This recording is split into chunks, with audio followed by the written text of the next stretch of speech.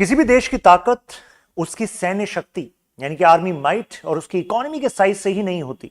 इसके अलावा आपको जरूरत होती है अपनी पावर को इन्फ्लुएंस की तरह यूज करने की, और इन्फ्लुएंस की तरह यूज करने के लिए आपको चाहिए कुछ ऐसे इंस्टीट्यूशंस जो कि वर्ल्ड के रूल्स को बना सकें। ऐसा ही एक इंस्टीट्यूशन रहा world bank group. World bank, पहले बेसिक से बात हम शुरू कर लें। वर्ल्ड बैंक की स्थापना दिसंबर 1945 में हुई, स्टैब्लिश्ड 1945। इससे पहले एक मीटिंग हुई थी जुलाई 1944 में। कहा गया कि ये जो जुलाई 1944 की मीटिंग थी जो ब्रेटन वुड में हुई थी यूएसए के न्यू हैम्पशायर स्टेट में, तो कहा ये दुनिया के फ्यूचर की इकोनॉमी का मॉडल को सेट कर रही थी। यानी कि बाकी दुनिया के देश खुश होकर इस मॉडल को लेंगे, सोचेंगे कि हां इसी से उनकी पॉवर्टी जाएगी। कई सारे आइडियाज इसको बैक करते रहे टाइम टाइम पर, जैसे कि एक फेमस स्कॉलर हुए विलियमसन, उनका कहना था कि अगर आपको चाहिए एंटीडोट टू पॉवर्टी यानी कि गरीबी का खात्मा करना है तो आपको लिबरल पॉलिसीज को अपनाना चाहिए। और लिबरल पॉलिसीज को दुनिया में एक्सपेंड करने के लिए, फैलाने के लिए जो इंस्टीट्यूशन थे in terms of economy as well as politics, तो उसमें एक अच्छा रोल अदा किया वर्ल्ड बैंक ने और आईएमएफ ने। ऐसा नहीं है कि देशों को फायदा नहीं हुआ, फायदा तो हुआ, क्योंकि अगर आपको अपनी पावर को बढ़ाना है तो आपको गेम को भी ऐसे सेट करना पड़ेगा जिससे दूसरों को भी कुछ फायदा हो, otherwise others are going to counter you. तो चलिए जानते हैं क्या चल रहा है वर्ल्ड बैंक में। तो वर्ल्ड बैंक आज वर्ल्ड बैंक ग्रुप कहलाता है। तो इसके अंदर अदर इंस्टीट्यूशंस होते हैं। हमारा फोकस आईडीए पर है क्योंकि आईडीए न्यूज में है। वर्ल्ड बैंक ग्रुप में सबसे पहला जो ऑर्गेनाइजेशन बना वो था IBRD, international bank for reconstruction and development. Timing देखिए 1945, वर्ल्ड वॉर टू एंड ही तो हुआ था। उसके बाद यूरोप के देशों को अब रिकंस्ट्रक्शन डेवलपमेंट के लिए मदद की जरूरत थी, लोन की जरूरत थी।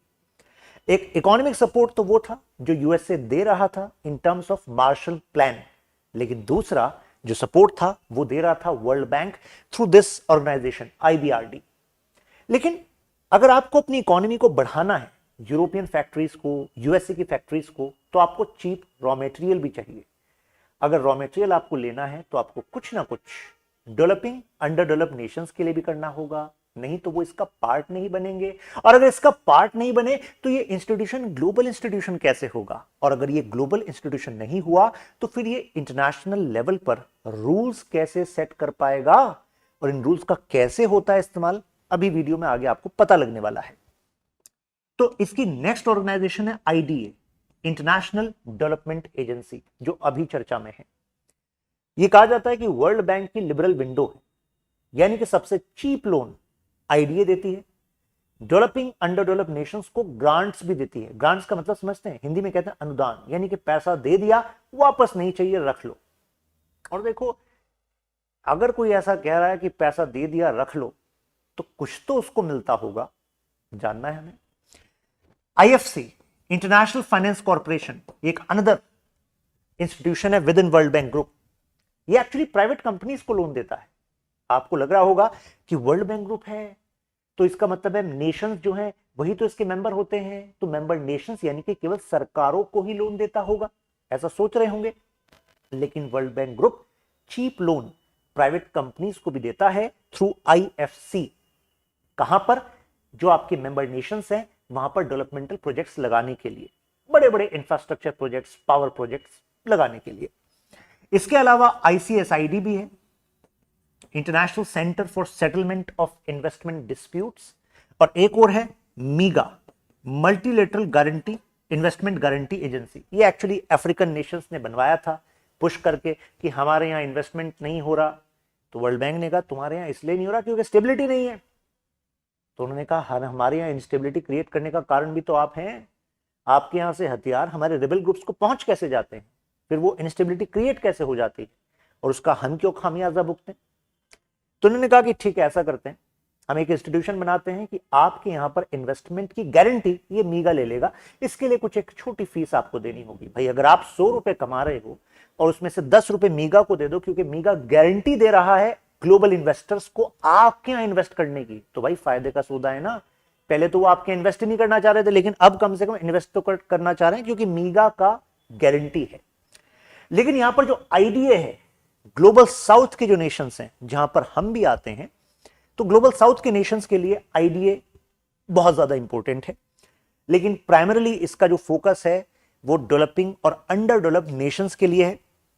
एक डेटा के हिसाब से 2024 के हिसाब से अगर $1315 पर कैपिटा इनकम बैठ रही है तो आप इसकी जो चीपेस्ट विंडो है, बहुत ही सस्ते लोन ग्रांट्स, उसका फायदा ले सकते हैं।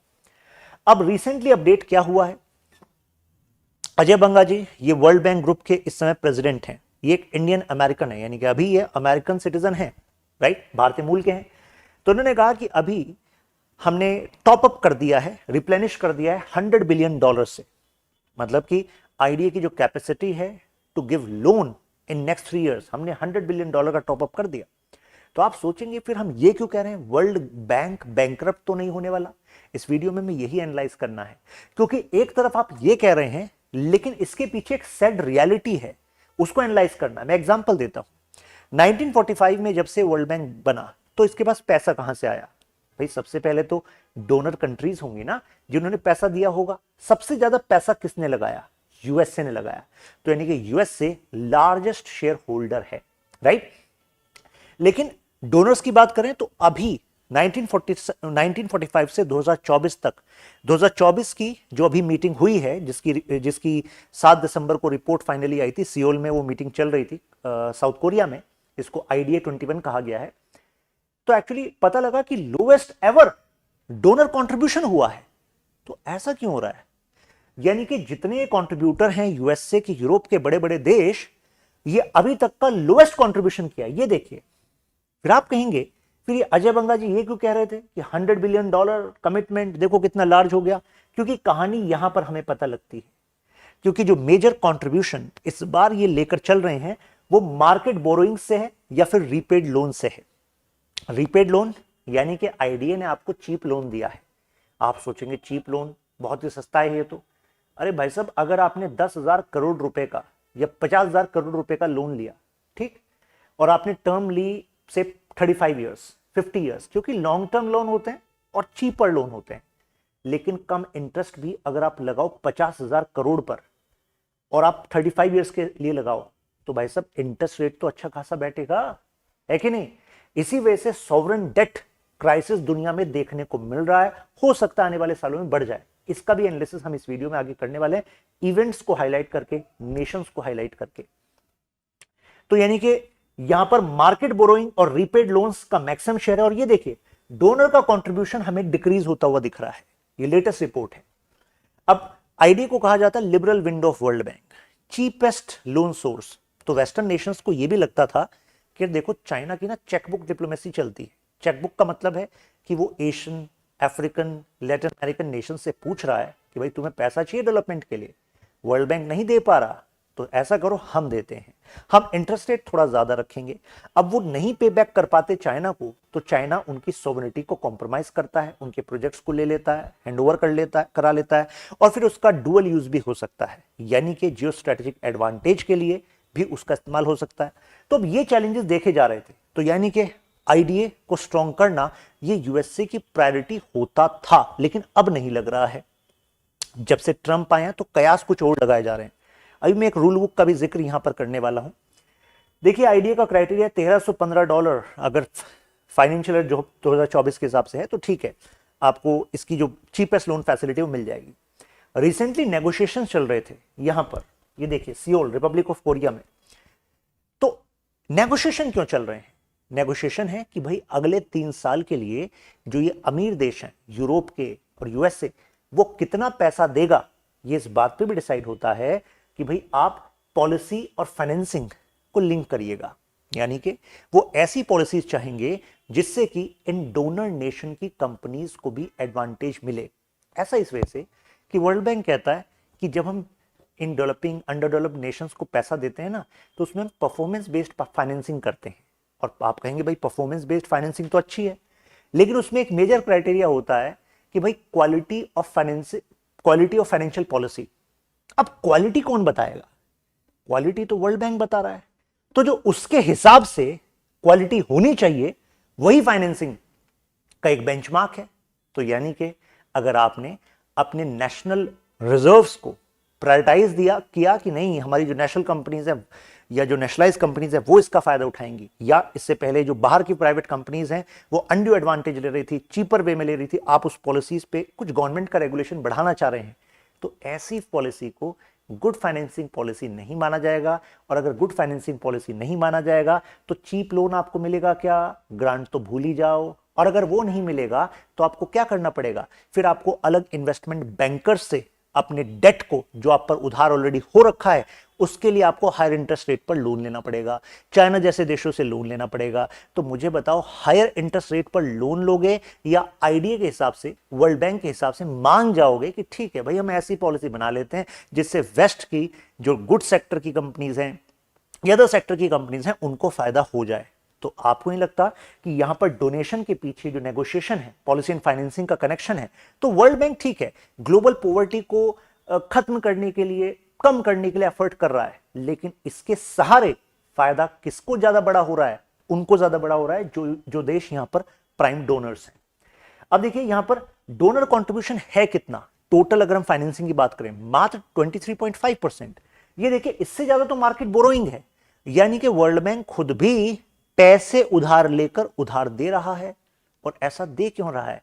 क्योंकि वर्ल्ड बैंक जब तक ये करता रहेगा ना, तब तक ये डोनर कंट्रीब्यूशन भी चलता रहेगा। अगर उनका फायदा ना हुआ ना तो बेसिकली फिर ये जो फंडिंग है ये भी कुछ कम हो सकती है। यहां पर देखिए आईबीआरडी का ट्रांसफर है, मतलब आईडीए आईबीआरडी से भी लोन ले लेता है। रिफ्लोज है, यानी कि लोन का रिपेमेंट लेता रहता है। ये था वो परफॉर्मेंस बेस्ड जो मैं आपको क्राइटेरिया बता रहा था। देखिए इकोनॉमिक मैनेजमेंट पॉलिसी की क्वालिटी के बेसिस पे लोन दे रहा है। अब डेटा देखिए क्या बता रहा है कि पिछले एक दशक में देखें, 10 सालों में देखें, तो यूएसए का जो लोन है वो डिक्रीज होता हुआ दिख रहा है। जो टोटल यूएसए डोनेट कर रहा है वो डिक्रीज होता हुआ दिख रहा है, मतलब लोन में कंट्रीब्यूशन, ठीक है। लेकिन चाइना का देखना जरा आप, ये येलो वाला पार्ट चाइना का दिख रहा है आपको। तो यानी कि अगर हम आईडीए 20 की बात करें, यानी जो 3 साल पहले हुआ था भाई साहब, उसमें चाइना देखिए लगातार बढ़ता जा रहा है। तो चाइना वर्ल्ड बैंक में, आईडीए में जो लोन के लिए जो पैसा चाहिए, डोनर चाहिए, तो डोनेशन को बढ़ाता जा रहा है। तो आप कह रहे हैं सर ये तो परोपकार का काम कर रहा है चाइना। नहीं, इस परोपकार के सहारे चाइना कुछ और भी कर रहा है, वो है पावर प्रोजेक्शन। यानी कि जैसे जैसे आप अपनी पावर को बढ़ाते हैं तो आप चाहेंगे कि जो इंटरनेशनल इंस्टीट्यूशंस हैं उस पर आपका इन्फ्लुएंस बढ़े। और वो इन्फ्लुएंस कैसे बढ़ेगा? जब वो आप पर डिपेंडेंट होंगे। तो अगर यूएसए और यूरोपियन देश अपनी डोनेशंस को घटाएंगे और चाइना लगातार बढ़ाएगा, तो अफ्रीकन नेशन को अगर फंडिंग चाहिएगी तो वो चाइना से क्या कहेंगे, यार आप तो बड़े डोनर हो, आप हमें वहां से सस्ते में लोन दिला दीजिए ना, आप कुछ ग्रांट दिला दीजिए ना, बाकी आपकी कंपनी को ये जो हमारा कोई माइन है चाहिए, टेंशन ही मत लो, हम आपकी कंपनी को फेवर करेंगे। तो एक तरीके से China is increasing its influence here in world bank. इसके अलावा चाइना और भी कुछ कर रहा है, वो counter to world bank institution को भी लीड कर रहा है, that is AIIB, Asian infrastructure investment bank. कोई बता पाएगा मुझे कमेंट में कि उसका हेडक्वार्टर कहां है AIIB का? ट्रंप जब से आ गए हैं तो लग रहा है कि अब यूएस और ज्यादा बैकट्रैक कर जाएगा। क्यों? ये देखिए इनके कमेंट क्या थे। जो इनकी पार्टी है रिपब्लिकन पार्टी, इनके चुनाव में जीतने से पहले ही उन्होंने एक 920 पेज की एक गवर्निंग बुक बनाई। गवर्निंग बुक का मतलब कि भाई जब ट्रंप जीत जाएंगे तो इनकी सरकार इन पॉइंट्स पर गवर्नेंस करेगी, इन पॉइंट्स पर काम करेगी। उसमें इन्होंने मेंशन किया हुआ है ये प्रोजेक्ट 2025। और प्रोजेक्ट 2025 में कहा क्या है इन्होंने कहा है कि IMF, वर्ल्ड बैंक जैसी इंस्टीट्यूशन से ना अपने आप को पीछे कर लेना है, तो withdraw from world bank and IMF। मतलब आप कहोगे सर ये तो कमाल की बात हो गई, IMF एंड वर्ल्ड बैंक दोनों का जो हेडक्वार्टर है वो वॉशिंगटन DC में है, और IMF एंड वर्ल्ड बैंक को बनाने में मेजर रोल यूएसए ने निभाया है, और आज यूएसए विड्रॉ करने की बात कर रहा है। बिल्कुल सही है, होता है। आप कहेंगे ऐसा कैसे होता है? बिल्कुल होता है। और ये आज की बात थोड़ी ना है, ये तो एंशिएंट टाइम का इंसाइट है, रूल है जियोपॉलिटिक्स का। जैसे चाणक्य भी अपनी षड्गुण्य नीति यानी 6 फोल्ड पॉलिसी में कहते हैं कि पहला है संधि, यानी कि मेक सच ट्रीटीज जहां पर दूसरों को भी फायदा हो, आपको भी फायदा हो, और एक पीस स्टेबिलिटी रहे। लेकिन जब दूसरों को ज्यादा फायदा हो, आपको कम फायदा हो, तो डू विग्रह, यानी कि फिर उसको ब्रेक भी कर दो। ऐसी बात थर्साइडस भी कहते हैं, जो एंशिएंट ग्रीक स्कॉलर हैं। तो यानी कि ये तो एक एंशिएंट विजडम है। यूएसए तभी तक इन इंस्टीट्यूशन को सपोर्ट करता रहेगा जब तक ज्यादा फायदा यूएसए का है। जिस दिन लगा कि यार इनको फायदा कम, दूसरों को फायदा ज्यादा, तो यूएसए कहेगा withdraw from IMF and world bank, financial contribution हम कम कर देंगे। इससे पहले यूएन की कुछ एजेंसीज को भी अपने लास्ट वाले टर्म में डोनाल्ड ट्रंप धमकी दे चुके थे, जैसे यूनेस्को को दिया, जैसे कि जो ह्यूमन राइट्स के लिए, जो रिफ्यूजी क्राइसिस के लिए काम करी थी गाजा वाले एरिया में, पैलेस्टाइन इजराइल के इशू पर, वहां पर फंडिंग को डिक्रीज कर दिया। तो कहने का मतलब है यूएसए को पता है कि भाई ये इंस्टीट्यूशंस हमारे पावर इन्फ्लुएंस के टूल हैं। अगर हमारी पावर इन्फ्लुएंस वहां पर इतनी नहीं हो रही, हमारी इकोनॉमी ज्यादा पैसा दे रही है, फायदा इमीडिएटली कम मिल रहा है, तो टाइम चेंज हो चुका है, हम भी चेंज हो जाएंगे। इनके कमेंट देख लीजिए क्या है। डोनाल्ड ट्रंप का कमेंट था कि ये जो वर्ल्ड बैंक है ये तो एक्चुअली काफी कॉस्टली मिडलमैन है, हम इनको डोनेशन देते हैं, फिर ये प्रोजेक्ट को डोनेशन देता है, बीच में इतना इतना एक्सपेंसिव मिडलमैन है कि अब हमें इसको नहीं रखना चाहिए। मतलब हम टैक्स पेयर्स का पैसा वर्ल्ड बैंक को इतना हैवी डोनेशन क्यों करें, क्योंकि one among the largest donor जो है यूएस से रहा है। यूरोप भी कम करने लग गया है डोनेशन। कैसे? देखिए यूरोप के हैं दो कारण, एक एक्सटर्नल रीजन है और एक इंटरनल रीजन है। दोनों कारण है जिसकी वजह से यूरोप ने पिछले कुछ सालों में अपनी फंडिंग वर्ल्ड बैंक को कम कर दी है, डेवलपमेंट प्रोजेक्ट को कम कर दी है। अब इसमें चार ब्रॉड कारण हैं, ठीक है, दो तो कैटेगरी होगी एक्सटर्नल इंटरनल, चार देखिए। पहला है पोस्ट पेंडेमिक रिकवरी, मतलब जब से पेंडेमिक आया था तो उसके बाद से इनकी इकोनॉमी को रिकवर करने के लिए इन्हें खुद ज्यादा पैसा चाहिए। कारण भाई सोचो कि जब डिमांड ही कम हो गई थी मार्केट में, मतलब मार्केट रुक सी गई थी, तो टैक्स तो कलेक्शन कम हो रहा था, लेकिन अगर रिकवर कराना है मार्केट को तो मुझे बताओ, अगर सरकार के पास जो पैसा है उस पैसे को ज्यादा मार्केट में फ्लो कराना पड़ेगा या जितने करा रहे थे पहले उसी स्पीड से फ्लो कराना पड़ेगा? नहीं। अगर पब्लिक स्पेंडिंग यानी कि गवर्नमेंट की स्पेंडिंग अगर पहले इतनी हो रही थी, गवर्नमेंट प्रोजेक्ट्स में, स्कीम्स में पहले इतनी हो रही थी, ये क्या है 50 रुपए मान लीजिए, 50 करोड़ मानिए, लेकिन अब आपको क्या करना पड़ेगा?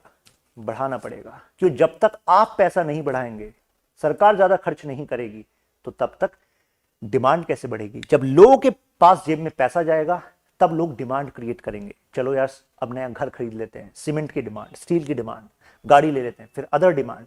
तो जब डिमांड क्रिएट होगी तो मुझे बताओ फैक्ट्रीज में वो प्रोडक्ट भी बनेंगे कि नहीं बनेंगे? जब फैक्ट्रीज में प्रोडक्ट बनेंगे तो फैक्ट्री में जो लोग अपनी जॉब खो बैठे थे उनको दोबारा जॉब पर लाया जाएगा कि नहीं लाया जाएगा? ये सिंपल सा तरीका होता है किसी भी इकोनॉमी को रिसेशन से निकालने का, कि भाई आप गवर्नमेंट की स्पेंडिंग को बढ़ा दो। तो जब गवर्नमेंट की स्पेंडिंग को खुद ही इनको बढ़ाना पड़ रहा है, अब वर्ल्ड बैंक आ जाए कि देखो डोनेशन दे देना, तो कहेंगे भाई ऐसा है अभी डोनेशन नहीं मिलेगी। तो कहने का मतलब है कि पोस्ट पेंडेमिक रिकवरी में इनके पास खुद जो स्पेस था खर्च करने का, डोनेशन देने का, वो भी कम हुआ है। Energy crisis best example, Russia Ukraine crisis. Russia Ukraine crisis के बाद इनको ऑयल अब ज्यादा दामों पर खरीदना पड़ रहा है, तो एक तरीके से ये भी तो एक रीजन हुआ ना कि इनका खर्चा ज्यादा हो रहा है, तो भाई डोनेशन कम करेंगे। इन्फ्लेशन, अब व्हीट, एनर्जी, अदर चीजें ये सब महंगी हो गई, क्योंकि अगर ऑयल महंगा होता है तो भाई ट्रांसपोर्टेशन महंगा होता है, ट्रांसपोर्टेशन महंगा होता है तो उससे जुड़ी सारी की सारी चीजें महंगी हो जाती हैं। तो इन्फ्लेशन भी एक बड़ा कारण है। तो इनके पास खर्च करने के लिए, डोनेशन देने के लिए पैसा वो भी कम रहा। उसके बाद है डोमेस्टिक प्रायोरिटीज। डोमेस्टिक प्रायोरिटीज का मतलब है इनके खुद में क्राइसिस चल रहे हैं, क्लाइमेट चेंज से जुड़े इश्यूज चल रहे हैं, इमिग्रेशन, इलीगल इमिग्रेशन का इशू चल रहा है, उनको सेटल करने के लिए पैसा खर्च करना पड़ रहा है। तो ऐसे में टेक्नोलॉजिकल एडवांसमेंट पे इनको पैसा खर्च करना पड़ रहा है। तो इनको लग रहा है कि बहुत हुआ, इन ब्रिटेन वुड की इंस्टीट्यूशंस, आईएमएफ, वर्ल्ड बैंक को जो कंट्रीब्यूशन था बहुत हुआ, यूएन को कंट्रीब्यूशन बहुत हुआ, अब हम अपने घर पर फोकस करेंगे, राइट? तो ये रीजन है।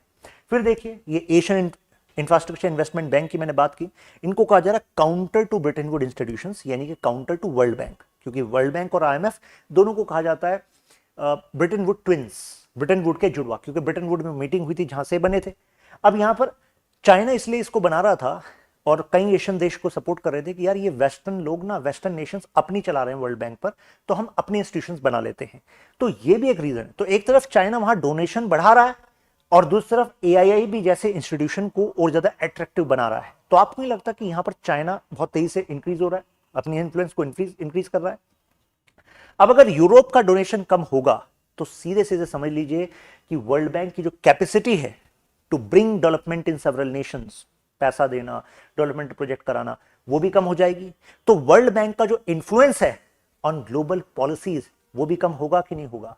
और अगर ये कम होगा तो Russia, China, Iran, North Korea जो एक एक्सिस बनाना चाहते हैं, जो चाहते हैं कि एक अल्टरनेटिव ग्लोबल ऑर्डर बने, जो ट्रेडिशनल ये जो इंस्टीट्यूशंस हैं आईएमएफ, वर्ल्ड बैंक जैसे, जो अपने आप में यूएस और वेस्ट की हेजेमनी को सपोर्ट करते आए हैं, अब इनका टाइम खत्म हो और अब नए इंस्टीट्यूशंस बने। तो आपको नहीं लगता कि ये सीधा सीधा संकेत है, इंडिकेशन है कि हो सकता है आने वाले सालों में, अगर यही ट्रेंड चलता रहा, आने वाले सालों में वर्ल्ड बैंक के अल्टरनेटिव भी बनने लग जाएं? क्योंकि वर्ल्ड बैंक हमेशा से थोड़ी ना था, 1945 से था, उससे पहले भी तो ग्लोबल इकोनॉमी चलती थी, ट्रेड होता था, बट इन्होंने उसको स्विफ्ट कर दिया, आसान कर दिया, कुछ इंटरनेशनल इकोनॉमी के रूल्स बना दिए, जिसका एडवांटेज इन वेस्टर्न कंट्रीज को हुआ, क्योंकि भाई पहले से इंडस्ट्रियलाइजेशन का पुश वो लिए बैठे थे। अगर दरवाजे खोलोगे तो भाई जो बेचने की क्षमता ज्यादा रखता है वो ज्यादा बेच पाएगा, और ज्यादा बेच पाएगा तो ज्यादा पैसा कहां मूव होगा? इन्हीं देशों के पास होगा। लेकिन अब इन देशों को लगता है कि यार ये तो जो जिनको हम सामान ज्यादा बेचते थे, सर्विसेज ज्यादा बेचते थे, एशिया अफ्रीका के देश, ये तो खुद मैन्युफैक्चरिंग हब बनते जा रहे हैं, ये हमारे यहां ज्यादा बेच पा रहे हैं, ये अपना ट्रेड सरप्लस कर ले रहे हैं हमारे साथ, हम डेफिसिट में हैं।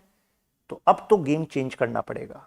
तो Russia Ukraine crisis is a highlight कि ये जो फिशर्स हैं ग्लोबल इकोनॉमी में, ये भी चेंज हो सकते हैं।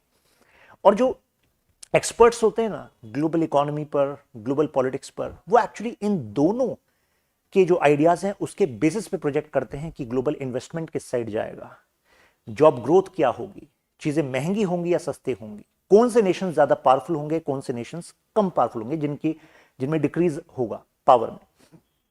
डेवलपिंग कंट्रीज, अब डेट देखिए, अब वर्ल्ड बैंक जो काम करता है उससे डेट भी तो इतना बढ़ गया है। जैसे एग्जांपल देता हूं, 2022 में डेवलपिंग कंट्रीज कितना इन्होंने खर्च किया, 443.5 यूएस बिलियन डॉलर। इतना तो केवल इन्होंने अपना उधार चुकाया है। और अगर टोटल की बात करें 75 नेशंस पे, तो टोटल एक्सटर्नल डेट है कितना, 1100 बिलियन यूएस डॉलर। अब ये इतना बड़ा जो डेट है ना, इसको केवल उधार, मतलब केवल डेट मत मानिए, उधार मत मानिए, ये अपने आप में नेगोशिएशन का बहुत बड़ा टूल है वर्ल्ड बैंक के फेवर में, वेस्टर्न नेशंस के फेवर में। क्योंकि अगर इतना बड़ा डेट है और आप हैं इकोनॉमिक क्राइसिस में, तो आप चाहेंगे कि आपको लोन पर मोरेटोरियम मिल जाए, लोन रिपेमेंट पे। मोरेटोरियम का मतलब कि कुछ छूट मिल जाए कि हम कुछ टाइम बाद पे करेंगे। और ऐसा अगर करेंगे तो आपको किसके पास जाना पड़ेगा? यूएसए के पास जाना पड़ेगा। अरे हमें छूट दिला दीजिए। यूएसए कहेगा ठीक है दिलाएंगे, लेकिन वो जो पॉलिसी हम चाह रहे थे तुम्हारे देश में हमारे हिसाब से नहीं है। अरे वो बनवा देते हैं, क्या टेंशन वाली बात है।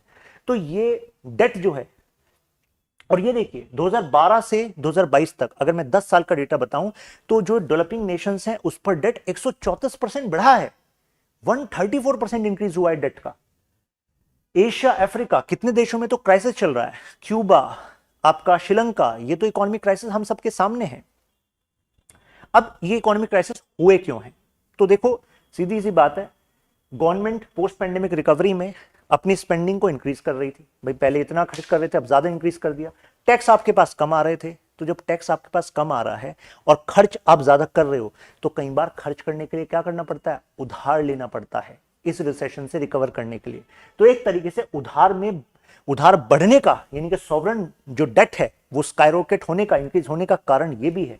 ये वाला जो कनेक्शन है कि you have to spend more, जिससे लोग खर्च ज्यादा कर पाए, खर्च ज्यादा कर पाएंगे तो डिमांड बढ़ेगी, फैक्ट्रीज खुलेंगी, जॉब बढ़ेगी, तो फाइनली वो टैक्स भी आपको आने लगेगा। लेकिन इस चक्कर में सरकारों पर जो डेट है वो बढ़ा है। ये एनर्जी क्राइसिस, ये इनके कारण भी हुआ, रशिया यूक्रेन क्राइसिस। लेकिन एक और जबरदस्त एंगल है, वो है फेडरल रिजर्व का unilateral increase in interest rate. आप कहेंगे ये क्या है? देखो जैसे हमारा आरबीआई है सेंट्रल बैंक, ऐसे यूएस का है फेडरल रिजर्व। लेकिन दुनिया में सबसे ताकतवर, सबसे इंफ्लुएंशियल सेंट्रल बैंक किसी देश का है तो यूएसए का है, यही है फेडरल रिजर्व। इसी वजह से फेडरल रिजर्व का जो हेड है ना, वो किसी भी देश में जाता है तो समझ लीजिए कि पोटस एक जगह है, जो प्रेसिडेंट है यूएस के, लेकिन उनकी भी इज्जत इक्वली मान लीजिए। ऐसा क्यों? क्योंकि वो जो पर्सपेक्टिव रखता है अबाउट इकोनॉमिक पॉलिसी, वो दुनिया की इकोनॉमिक पॉलिसी को इन्फ्लुएंस करती है। ऐसा क्यों? क्योंकि डॉलर का राज है ना, डॉलर पर डिपेंडेंस है ना, इस वजह से। और ब्रिक्स प्लस के थ्रू हम इसको काउंटर करना चाह रहे हैं, ब्रिक्स करेंसी लाना चाह रहे हैं। जिससे डॉलर का वेपनाइजेशन रुके, क्योंकि इनकी ऐसी पॉलिसी से एशिया अफ्रीका के नेशंस पर नेगेटिव इंपैक्ट होता है। किसी भी देश को अगर ताकतवर बनना है तो केवल अच्छी इकोनॉमी पॉलिसी से नहीं बन पाओगे आप, उसके लिए आपको चाहिए कि बाहर की जो इकोनॉमिक पॉलिसीज हैं वो भी आपके सपोर्ट में रहे, नहीं तो बहुत बड़ी गड़बड़ हो जाएगी, राइट। तो सब कुछ आपके हाथ में नहीं है, आप बहुत हद तक डिपेंडेंट हैं फेडरल रिजर्व पर भी। एग्जांपल देता हूं, फेडरल रिजर्व ने क्या करा, इंटरेस्ट रेट को बढ़ा दिया, लगभग 0% ही मानिए, 5% तक बढ़ा दिया उससे। और जैसे इन्होंने बढ़ाया, पीछे पीछे bank of England, European bank, आपका बैंक ऑफ कनाडा, तो कितने सारे देशों की जो सेंट्रल बैंक हैं इन्होंने भी इंटरेस्ट रेट बढ़ा दिए। किस पर? गवर्नमेंट बॉन्ड पर। अब आप कहोगे सर इनके बढ़ने से क्या फर्क पड़ रहा है, अभी बताता हूं कैसे फर्क पड़ रहा है। मान लीजिए मैं एक एग्जांपल के लिए ये ले लेता हूं, ये मान लीजिए एक पेपर है, इस पेपर को मानिए गवर्नमेंट सिक्योरिटी है, गवर्नमेंट बॉन्ड है। मतलब क्या हुआ, ये गवर्नमेंट बॉन्ड पर इंटरेस्ट रेट बढ़ा रहे हैं, यानी कि पहले अगर आप फेडरल रिजर्व या इन देशों के सेंट्रल बैंक से गवर्नमेंट सिक्योरिटी खरीदते थे, तो गवर्नमेंट सिक्योरिटी का मतलब है एक पेपर, आपने दिया 500 करोड़ रुपए में मान लीजिए, तो इस पे लिखा है 3% इंटरेस्ट रेट इतने समय में। लो जी, आप पेपर ले जाओ, आपके पास है ये पैसा दे जाओ और ये पेपर ले जाओ। इस पेपर पे कितना लिखा है? 3% इंटरेस्ट रेट, जाओ। अब आप कहोगे ऐसा क्यों कर रहे थे लोग? अरे इस वजह से कर रहे थे ना इन्वेस्टर्स, बड़े बड़े इंस्टीट्यूशनल इन्वेस्टर्स, क्योंकि अगर वो फेडरल रिजर्व को पैसा दे रहे हैं, सेंट्रल बैंक को पैसा दे रहे हैं, तो उसमें रिस्क कम है या ज्यादा है? भाई साहब रिस्क कम ही कम है। अब सोचो यही इंस्टीट्यूशंस अगर किसी नॉर्मल पर्सन को आपको पैसा देने, मान लो, ठीक है, अदरवाइज मत लेना, लेकिन मुझे बताओ कि आपको पैसा देने में और फेडरल रिजर्व सेंट्रल बैंक को पैसा देने में, एक आप पेपर इशू कर दो, टेंशन मत लो, 4% इंटरेस्ट ले लेना इतने टाइम में, ये पेपर लाओगे, पैसा बढ़ाकर पाओगे। एक आपने पेपर इशू किया, एक सेंट्रल बैंक ने, भाई साहब किसकी वैल्यू ज्यादा है? सेंट्रल बैंक की ज्यादा है। तो सेंट्रल बैंक को पैसा देने में, जैसे यूएस का फेडरल रिजर्व, रिस्क है कम, एश्योरिटी है ज्यादा, है कि नहीं? तो अगर इसने इसको 5% कर दिया तो ऐसा मजे मजे।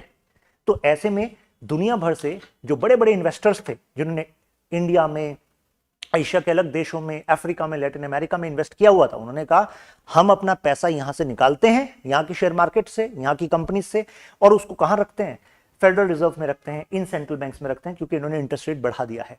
तो अगर हमारे देश से पैसा निकला, इन इकोनॉमी से पैसा निकला, तो भाई साहब अगर इन्वेस्टमेंट हमारे देश में कम हो गया, तो मुझे बताइए हमारी जो ग्रोथ है वो इंक्रीज होगी कि डिक्रीज होगी? भाई साहब डिक्रीज होगी, नेगेटिव इंपैक्ट पड़ जाएगा। क्योंकि जब पैसा आता है, फैक्ट्रियां बनती हैं, नए प्रोजेक्ट बनते हैं, जॉब क्रिएट होती है, और फिर इकोनॉमी आगे बढ़ती है। लेकिन इसका नेगेटिव इंपैक्ट तो देख रहे हो, फेडरल रिजर्व बैठे बैठे नेगेटिव इंपैक्ट करा सकता है, ठीक है ना। इसको हम कहते हैं क्वेंचिंग, मतलब सिकोड़ लिया है, मतलब पैसे को खींच लिया है, ठीक है। तो इसका नेगेटिव इंपैक्ट क्या देखो, इसका नेगेटिव इंपैक्ट ग्लोबल साउथ के नेशन पर हो रहा है। हम भी ग्लोबल साउथ में हैं, राइट, एशिया अफ्रीका के नेशन, ज़ैम्बिया और घाना, इनको तो कहा जा रहा था कि सक्सेस स्टोरीज हैं जी, ये बहुत अच्छा काम कर रही हैं, अपनी इकोनॉमी अच्छी चल रही है। इन्होंने भी फिलहाल कह दिया हमसे ना हो पाएगा। क्या ना हो पाएगा? कहा कि हम वर्ल्ड बैंक जो आपने हमें लोन दिया ना, हम रीपे ही नहीं कर पाएंगे, तो वी विल नॉट रीपे। तो अगर ऐसे ट्रेंड्स निकलने लग गए हैं, ऐसे अदर आपकी कंट्रीज भी करने लग जाएं, जो कि हो सकता है प्रोबेबिलिटी, तो आपको नहीं लगता कि अभी वर्ल्ड बैंक ने जो अपना रिप्लेनिश का जो फंड का टारगेट बताया था, उसमें सबसे बड़ा पार्ट तो वही था जो रीपेमेंट आ रहे थे। और अगर रीपेमेंट हो गए कम, तो भाई साहब कैसे काम करोगे आप? तो ये एक नेगेटिव इंपैक्ट है। अब इस बहाने, क्योंकि भाई ज्यादा पैसा यहां से निकल रहा है ग्लोबल साउथ के नेशन से, और इनके फेडरल रिजर्व में सेंट्रल बैंक की गवर्नमेंट सिक्योरिटीज खरीदी जा रही हैं कि भाई रिस्क ना के बराबर और पैसा हमारा एश्योरिटी से मिल ही जाएगा। तो इस चक्कर में क्या हुआ है, इसका फायदा लेने लग गए इन्वेस्टमेंट बैंक्स। अब ये इन्वेस्टमेंट बैंक्स कह रहे हैं in Asia, Africa, Latin America की इकोनॉमी से कि भाई तुम पर इतना उधार हो रखा है, इसे पे कैसे करोगे? क्योंकि तुम्हारी इकोनॉमी में अगर इन्वेस्टमेंट बढ़ता तो गुड्स सर्विसेज बढ़ती, टैक्स तुम्हारे पास आता, लेकिन ये पैसा तो खींच लिया इन्होंने, ये जाने लग रहा है पैसा। तो अब तुम्हारे यहाँ इन्वेस्टमेंट ही कम है, तो प्रोडक्शन कम है, लोगों की कमाई कम है, कंपनियों की कमाई कम है, तो टैक्स भी कम है, तो कैसे पे करोगे? तो अब ये कह रहे हैं पैसा पे तो करना पड़ेगा भाई, वर्ल्ड बैंक का पे करना है, इंटरनेशनल इंस्टीट्यूशंस का पे करना है, कुछ दूसरे देशों से ले रखा है पैसा, चाइना से ले रखा है, उसको पे करना है, तो उधार दे दीजिए आप। तो कह रहे हैं हाँ हम देंगे आपको उधार, लेकिन अब आपको देंगे ज्यादा इंटरेस्ट रेट पर। तो इसका फायदा अब ये कुछ इन्वेस्टमेंट फंड्स उठा रहे हैं, और ज्यादातर ये इन्वेस्टमेंट फंड्स हैं किसके? अरे इन्हीं वेस्टर्न नेशंस के, क्रोनोलॉजी में कुछ लिंक बैठ रहा है कि नहीं बैठ रहा है एनालिसिस में? यानी कि एक तरफ इनके सेंट्रल बैंक इंटरेस्ट रेट बढ़ाते हैं, पैसा हमारी इकोनॉमी से खींचते हैं, फिर इन्हीं के इन्वेस्टमेंट फंड्स कहते हैं कि हमारे देशों से कि अच्छा तुम्हें पैसा चाहिए, लो पहले इतना कम इंटरेस्ट रेट था, लो अब 9% चार्ज करेंगे, 15% चार्ज करेंगे। और भाई साहब इतना बड़ा अमाउंट है ये रीपेमेंट का, और वो इंटरेस्ट रेट बढ़ता चला जाता है, तो ऐसे मजबूरन अब हायर इंटरेस्ट रेट पे लोन लेना पड़ रहा है। और हायर इंटरेस्ट रेट पे लोन लेना पड़ेगा देश को, और पे करेगा तो किसके जेब से जाएगा? अरे आपके हमारे जेब से जाएगा। रीपेमेंट के लिए फिर सरकार को क्या करना पड़ेगा? टैक्स स्कोर बढ़ाना पड़ेगा कुछ कुछ जगह पर, राइट? तो आपको नहीं लग रहा कि यार ये तो लग रहा है कि world bank, central banks of these top company, जो टॉप कंट्रीज, इनका तो यार ये नेक्सस चल रहा है। अब इसी नेक्सस को ब्रेक करने की बात रशिया करता है, इसी नेक्सस को ब्रेक करने की बात ये ब्रिक्स करता है कि हम इन पे डिपेंडेंस को कम कर देंगे। आ रही बात समझ में? क्योंकि तो वेपनाइजेशन कर रहे हैं अपनी इकोनॉमी का, पैसा कमा रहे हैं by just switching the tools. क्योंकि अगर इनके इन्वेस्टमेंट फंड पैसा कमाएंगे तो टैक्स भी किसको देंगे भाई? जब इनके इन्वेस्टमेंट फंड है, प्रॉफिट कमा रहे हैं, तो टैक्स भी इनकी सरकारों को देंगे। तो यानी कि पैसा केवल ये मेहनत से नहीं कमा रहे, पैसा कमाने के लिए चाहिए रूल्स आप सेट कर रहे हैं कि नहीं कर रहे हैं। आप रूल्स को ट्वीक कर दीजिए एक दिन बैठकर, पैसे का फ्लो आपकी तरफ आने लग जाएगा, राइट? ये चल रहा है यहां पर। अब एक इंटरनेशनल लॉ ये भी है जो कहता है कि भाई अगर कोई इतना बड़ा चेंज आ गया जो एक्सपेक्टेड नहीं था, उससे इकोनॉमी पर नेगेटिव इंपैक्ट पड़ा है, केवल एक देश की नहीं मल्टीपल देशों की, तो कलेक्टिवली ये देश पैसा देने से मना भी कर सकते हैं। तो अगर इंटरनेशनल लॉ ऐसा कह रहा है कि coordinated suspension of debt payments, तो फिर तो viability of world bank funding वो अपने आप स्टेक पे आ जाएगी नहीं आ जाएगी? वो भी स्टेक पे आ जाएगी। तो इसके बारे में वर्ल्ड बैंक नहीं बता रहा है। क्यों नहीं बताएगा? क्योंकि इकोनॉमी विश्वास पे चलती है। लेकिन अगर हम अंदर जाकर इसको एनालाइज कर रहे हैं, अभी जो एक एक करके मैंने सारी कड़ियों को जोड़ा है, तो आई होप आप कनेक्ट कर पा रहे होंगे कि लार्जर गेम क्या है इस ग्लोबल इकोनॉमी का, जिसको हम कहते हैं लिबरल इकोनॉमिक ऑर्डर। अभी मैं आगे बढ़ता हूं, पहले बता दूं आप मेरे साथ यहां पर कनेक्ट कर सकते हैं, शशांक त्यागी फॉर यू, इंस्टाग्राम, टेलीग्राम, सारे अपडेट्स यहां पर आते रहते हैं, इंटरेक्ट भी आप कर सकते हैं। अगर आपने सोचा है सिविल सर्विस एग्जाम क्रैक करने का, तो देखिए जनरल एग्जाम है लेकिन मांगता है डिलीजेंस, इंटेलिजेंस को डेवलप करेगा आपकी। आपने शिद्दत से अगर 1 साल दे दिया, अपनी लाइफ का 1 साल शिद्दत से आपको देना चाहिए। If you are dreaming for IAS, IPS, IRS, तो ऐसे में जनरल कोचिंग जो होती है वो कोर्स कंप्लीट करती है। लेकिन स्टडी IQ का जो P2I प्रोग्राम है, ये प्रीलिम्स से लेकर इंटरव्यू तक का एक कोर्स है। इसमें 4 कोर्स हैं, 4 कोर्सेस। जैसे आप प्रीलिम्स क्लियर करते हैं तो इसमें यूनिकनेस ये है कि आपको दिल्ली बुला लिया जाता है स्टडी IQ कैंपस में, और ऑफलाइन आपकी तैयारी चलती है प्रीलिम्स और मेंस के बीच में, और आपका कोई चार्ज नहीं है, उसका एक्स्ट्रा कोई फीस नहीं है। इवन आपका फूडिंग, लॉजिंग, रहना, खाना, ये सब स्टडी IQ के कैंपस में ही होता है। लाइब्रेरी फैसिलिटी, रूम फैसिलिटी सब आपकी फ्री है। बस आपको फोकस करके इस ऑनलाइन कोर्स में ज्वाइन करना है, प्रीलिम्स क्लियर करना है। पर्सनल मेंटोर भी आपको दिया जा रहा है, plus book set of 18 books जैसे आप ज्वाइन करेंगे आपके घर पहुंच जाएगा। तो एडवांस में आपके पास कंटेंट भी रहेगा, सिस्टमैटिकली सारी चीजें कवर करी जाती हैं। तो 2026 का प्लान करें तो ये है, 2027 का ये है। त्यागी लाइव कोड यूज करके ज्वाइन कर लीजिएगा। फिर जो टेलीग्राम पर मेरा ग्रुप है शशांक त्यागी फॉर यू से आपके सामने आ जाएगा मेंटरिंग का, आप उसको ज्वाइन कर लीजिएगा त्यागी लाइव कोड यूज करने के बाद, फिर हम कनेक्टेड रहेंगे।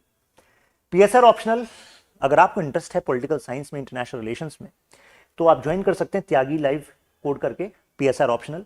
हर साल मैक्सिमम सिलेक्शन PSR ऑप्शनल से आते हैं, ऐसा UPSC की रिपोर्ट भी बताती है, क्योंकि GS2 के साथ, पॉलिटी IR के साथ ओवरलैप है। प्रीलिम्स में फायदा मिलता है, मेंस में फायदा मिलता है, प्लस 500 नंबर का ये पूरी तैयारी मैं ही आपको कराता हूँ। त्यागी लाइव कोड यूज करके ज्वाइन कर सकते हैं। आज ही इसका नया बैच स्टार्ट हुआ है, तो 2026 के लिए जो पहला बैच है वो आज स्टार्ट हो गया है। तो studyIQ.com पे जाके आप ज्वाइन कर लीजिएगा अगर आपने सोचा है तैयारी करने का। अब वर्ल्ड बैंक क्या फिर ऐसा लग रहा है कि बैंकरप्ट होने वाला है? तो देखो, ऐसा लगता है कि ideologically World bank is going to get challenged, क्योंकि world bank is representing liberal order, जिसका एडवांटेज कौन लेता था? Western nations, USA and other Nations.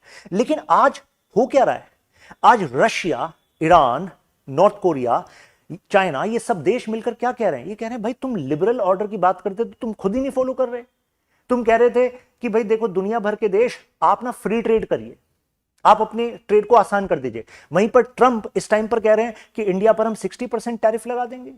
60%, पहले कह रहे थे कि हम 10% इंक्रीज करेंगे इंडिया पर, 60% लगाएंगे चाइना पर, फिर कह रहे हैं ब्रिक्स पर करेंसी के बारे में अगर आपने सोचा तो 100% तक बढ़ा सकते हैं, ऑन सर्टेन प्रोडक्ट 60% बढ़ा सकते हैं। तो यानी कि इंडिया अगर सामान वहां पर बेचेगा तो इतना महंगा हो जाएगा कि वो बिकेगा ही कम, और अगर बिकेगा कम तो भाई साहब यहां प्रोडक्शन कम हो जाएगी, और प्रोडक्शन कम हो जाएगी तो हमारी फैक्ट्री में जो जॉब्स मिलती थी वो कम होंगी कि नहीं होंगी। तो यूएस मतलब देखिए, डिपेंडेंस इज वीकनेस। अगर आप डिपेंडेंट रहेंगे तो दूसरा आपकी इकोनॉमी का फायदा उठाएगा, तो इसी वजह से हमें डाइवर्सिफाई करना पड़ेगा। और ऐसा लग रहा है कि liberal order is going to be get challenged, right. और अगर चैलेंज हुआ तो वर्ल्ड बैंक, आईएमएफ जैसे इंस्टीट्यूशंस का अल्टरनेटिव भी कुछ बनाना होगा। इन्होंने सर्व तो किया है ग्लोबल ट्रेड को, लेकिन बनाना होगा।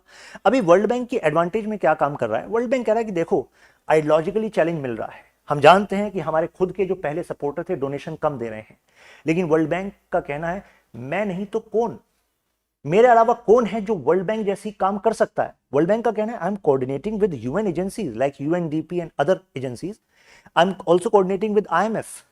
तो ऐसे में इस कोऑर्डिनेशन की वजह से वर्ल्ड बैंक का कहना है जो फैसिलिटी मैं आपको दे सकता हूं अभी कोई नहीं दे सकता, जो पावर मेरे पास है अभी किसी के पास नहीं है, अभी इसी के पास है, इसका कहना है। और मैं बैंकरप्ट नहीं होने वाला, मॉनेटरीली नहीं होने वाला, लेकिन जो चैलेंज लग रहा है तो धीरे धीरे सपोर्ट अगर जाएगा तो फ्यूचर में क्राइसिस हो सकता है, ग्लोबल इकोनॉमी के रूल्स चेंज हो सकते हैं।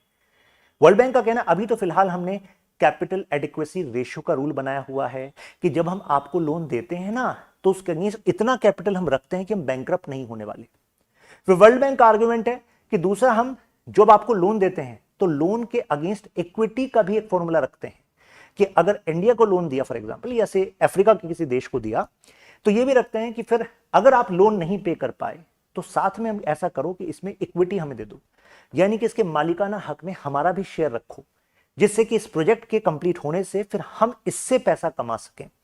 तो वर्ल्ड बैंक कह रहा है कि फाइनेंशियली तो देखिए अभी हम वायबल हैं, लेकिन जो चैलेंजेस हैं वो हम सबके सामने हैं, राइट। तो कंक्लूजन के तौर पर हम कह सकते हैं कि देखो इंडिया को जो alternative to world bank institutions हैं उसमें अपने एंगेजमेंट को और बढ़ाना चाहिए, जैसे कि न्यू डेवलपमेंट बैंक जिसको हम ब्रिक्स बैंक भी कहते हैं, क्योंकि वो इक्विटेबल अपॉर्चुनिटीज के मॉडल पर बना हुआ है। क्योंकि वर्ल्ड बैंक, आईएमएफ ये ज्यादा एवेन्यूज किसको दे रहे थे, यूएस एंड वेस्टर्न नेशंस को दे रहे थे। हमने एनडीबी में कहा कि नहीं भाई, हम यहां पर इक्वल अपॉर्चुनिटी देंगे। यहां पर एक फेमस थिंकर है जोसेफ स्टिग्लिस। जोसेफ स्टिग्लिस कह रहे हैं कि क्या हिपोक्रेसी है यूएसए की। वो कहता है कि डेमोक्रेसी लाना चाहते हैं दुनिया भर में, और उसके लिए वो टूल्स का इस्तेमाल करता है। कई जगह इन्वेजन कराता है, कई जगह वर्ल्ड बैंक, आईएमएफ, यूएन जैसे इंस्टीट्यूशंस का इस्तेमाल करता है कि फायदा तब देंगे जब अपने पॉलिटिकल सिस्टम को ऐसा कर लोगे, पॉलिसीज को ऐसा कर लोगे जिसको यूएस चाहता है। लेकिन दूसरी तरफ वो डेमोक्रेटिक क्यों नहीं बनाता इन इंटरनेशनल इंस्टीट्यूशंस को। आईएमएफ, वर्ल्ड बैंक, यूएन की एजेंसीज को भी फिर पूरी तरह डेमोक्रेटिक बनना चाहिए। इसमें अनड्यू एडवांटेज यूएस या वेस्टर्न कंट्रीज का क्यों है?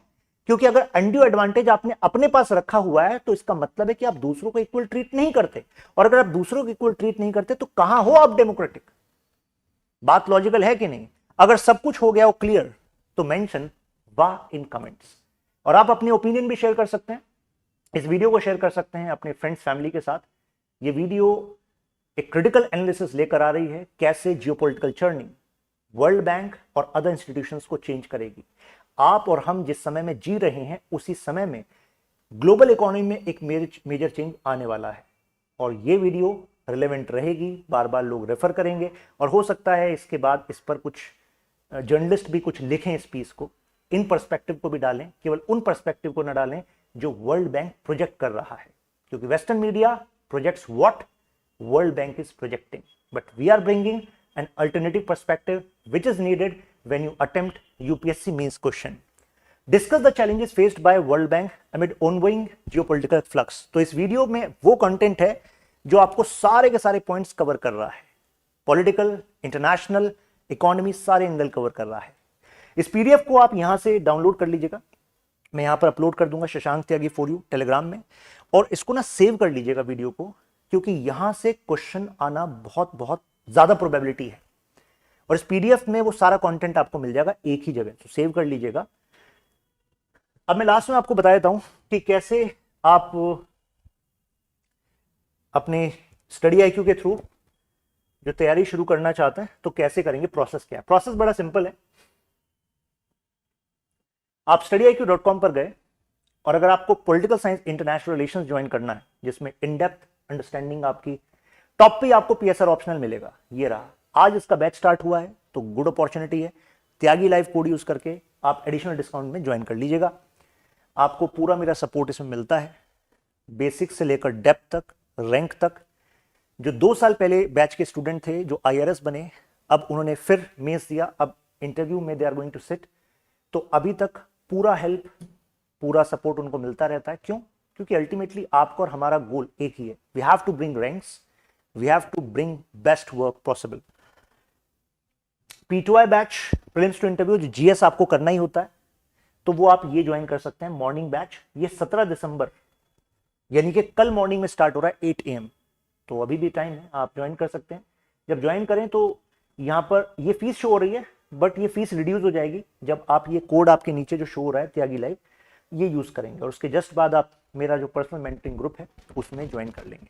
फिर मिलते हैं, ख्याल रखिए, जय हिंद।